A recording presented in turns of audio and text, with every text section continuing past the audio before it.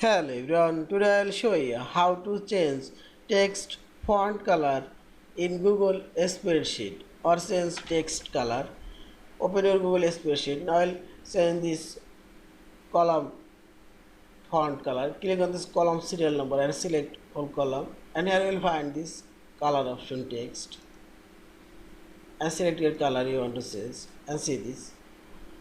Also I will change this raw color. Click on this raw serial number and text color to make it and see this. Also I say this for cells text color. Drag here to select a specific cells and this one and see this.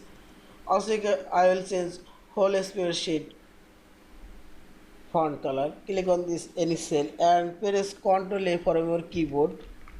Select or click on this top left rectangle belong cell and select whole spreadsheet, and now select this color option. You can choose any color and see this changes.